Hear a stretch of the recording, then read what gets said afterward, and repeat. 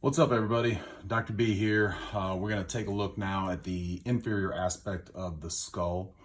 We've got a lot of stuff going on here on the inferior aspect. We're going to see structures on a lot of different bones, lots and lots of foramen with this inferior view, and as well with the superior view that we're going to take a look at in just a minute.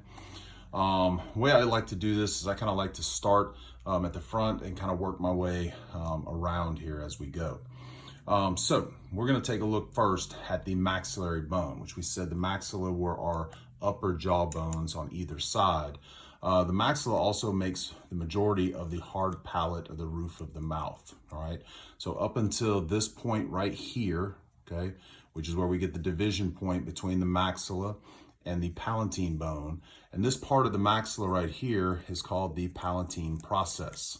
Now, in the maxillary bones, right in the front right here, we have the incisive foramen.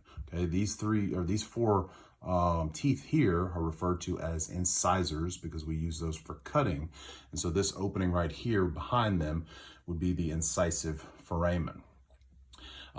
This is the horizontal plate of the palatine bone.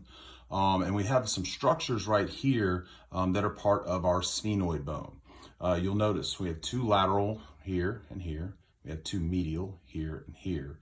And these are the pterygoid processes, okay? It's pterygoid with a P, all right? Not pterygoid with a T. The P is silent, just like in pterodactyl or pneumonia. The P is not pronounced. It is not pterygoid. So we have a lateral pterygoid process, and here we have our medial pterygoid processes.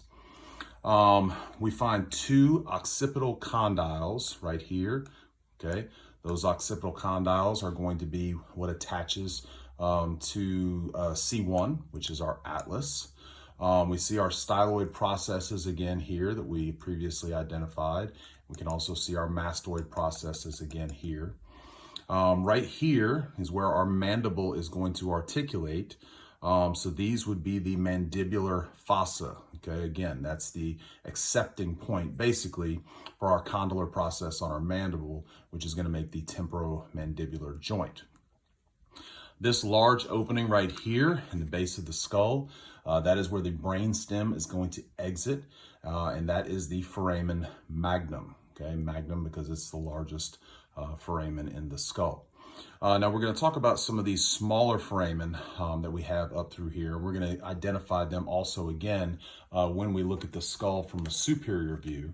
So we're going to try to angle this so we can see these in the light more clearly. Right here, okay, we have a large opening right there, almost at the base or at the superior part of the pterygoid processes. That is those are the Foramen Lacerum, all right? Foramen Lacerum.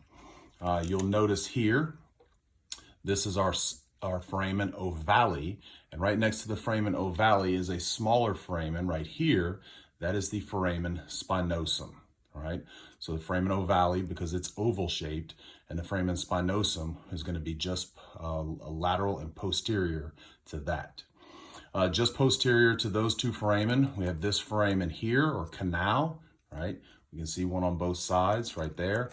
That is the carotid canal, or the carotid foramen. That is where the carotid artery, which is going to supply the brain with the majority of its blood, where the internal carotid arteries are going to pass.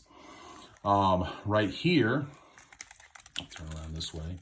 Right here, we have two large foramen, okay, right there and right there. Those are the jugular foramen, okay, that is where the jugular vein is going to exit, which is going to carry blood away from the brain. And then laterally on the occipital condyles right here, we have our hypoglossal canal. There's one right here, and there is one right there. The hypoglossal canal is going to be the canal that allows for the hypoglossal nerve, which is cranial nerve 12, to exit off the brain stem.